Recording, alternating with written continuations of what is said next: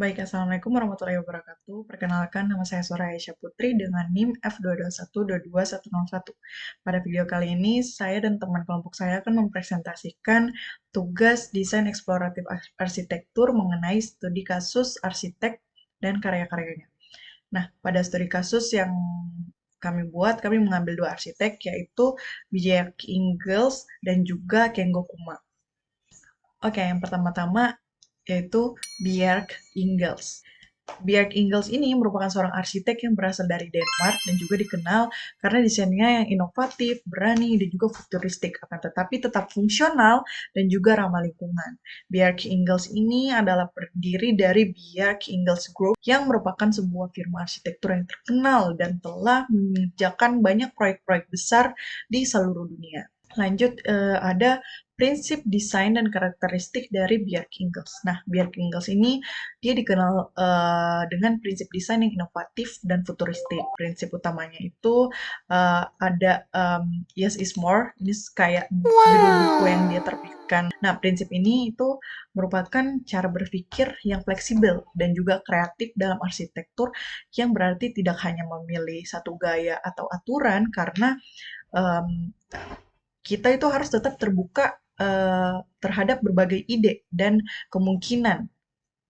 Nah, prinsip ini mengajarkan kami untuk tidak takut mengembangkan sesuatu yang lebih besar dan lebih inovatif. Nah, Bjarke Ingels ini merupakan seorang arsitek yang tidak suka untuk membatasi desain dengan aturan yang kaku. Dia itu justru mencari cara untuk menggabungkan estetika, fungsional, dan juga keberlanjutan dalam satu proyek. Yang kedua yaitu prinsip hedonistic sustainability.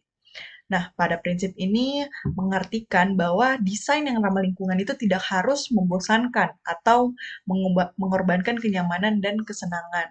Nah, banyak orang berpikir bahwa bangunan yang ramah lingkungan itu harus penuh dengan batasan dan tidak menarik atau mengurangi kenyamanan bagi pengguna. Nah, akan tetapi menurut pihak Ingalls ini, mengenai sustainability ini justru sebaliknya. Menurutnya, kita bisa tetap membuat bangunan yang hemat energi dan baik untuk lingkungan, akan tetapi tetap menyenangkan bagi manusia. Nah, prinsip ketiga itu ada pragmatik utopia. Nah, pada prinsip ini mengartikan bahwa arsitektur itu tidak hanya harus terlihat indah, tetapi bagaimana desain tersebut itu bisa ditetapkan atau diterapkan dalam kehidupan sehari-hari atau dalam kehidupan nyata. Karena banyak dari desain yang futuristik, yang terlihat keren itu, dia itu sangat sulit untuk ditetapkan dan diwujudkan di kehidupan nyata. Menurut Bjarke Ingels justru biasanya desain yang terlalu biasa itu seringkali tidak memberikan perubahan besar. Nah, prinsip ini itu bertujuan untuk menemukan keseimbangan antara keduanya. The whole premise of Inception is that, in real life, you can't really realize your dreams because you have so many constraints. But whereas in the dream world, they could do all these kinds of things. And when architecture is at its best, that's exactly what you're doing. You're coming up with something that is pure fiction. And then after all the hard work and all the permits and all the budgeting and all the construction, it now becomes concrete reality. Keempat ada BAGME. Prinsip ini menggabungkan dua konsep yang berbeda yang biasanya tidak cocok menjadi satu desain baru yang lebih baik. Tapi menurut Bjarke Ingels, menggabungkan dua hal yang tampaknya bertentangan itu justru menciptakan solusi yang lebih inovatif. Yang kelima itu ada prinsip form follow fiction. Nah, prinsip ini mengartikan bahwa untuk bangunan itu harus memiliki cerita atau ide besar di baliknya, bukan sekedar mengikuti fungsi seperti arsitektur tradisional. Bjarke Ingels ini percaya bahwa bangunan tidak hanya harus berfungsi, tetapi juga harus memiliki cerita atau konsep yang unik. Nah, jika bangunannya itu hanya mengikuti fungsi, bisa jadi hasilnya akan biasa saja dan kurang menarik. Tetapi jika ada cerita di balik desain tersebut, bangunan itu akan lebih berkesan dan memberikan pengalaman unik bagi orang yang menggunakannya. Lanjut ada karya Bjarke Ingels yang salah satu karyanya yang sangat ikonik juga. Ini yang kami ambil sebagai studi kasus, yaitu Eight House. Nah, Eight House ini adalah proyek perumahan inovatif yang dirancang oleh Bjarke Ingels. Bangunan ini berbentuk angka 8. Nah, angka 8 ini membantu meningkatkan hubungan yang lebih erat antar penghuninya dengan lingkungan sekitar. Konsep utama dari bangunan ini adalah komunitas vertikal, di mana tempat tinggal, kantor, dan juga toko digabungkan dalam satu bangunan, sehingga orang bisa tinggal, bekerja, dan berinteraksi di dalam satu tempat. Bangunan ini memiliki bentuk angka 8 yang miring, sehingga memungkinkan cahaya alami masuk dalam setiap unit. Desain ini juga menciptakan ruang hijau di dalam kompleks seperti taman kecil di berbagai bagian bangunan. Dan bangunan ini juga memiliki jalur pejalan kaki dan jalur sepeda yang mengelilingi seluruh bangunan hingga ke atap. Sehingga penghuni bisa berjalan atau bersepeda di sekitar kompleks tanpa harus keluar dari lingkungan tersebut. Nah, 8 House ini adalah bukti bagaimana arsitektur bisa mengubah cara hidup masyarakat dengan cara yang lebih sehat, efisien, dan juga ramah lingkungan. Tapi tetap mempunyai kesan yang menyenangkan bagi pengguna bangunan tersebut. Nah, bangunan ini bukan hanya tempat tinggal, tetapi juga sebuah komunitas modern yang menghubungkan manusia dengan sesama dan lingkungannya. Dan saya akan menampilkan denah potongan dan juga side plan pada bangunan ini.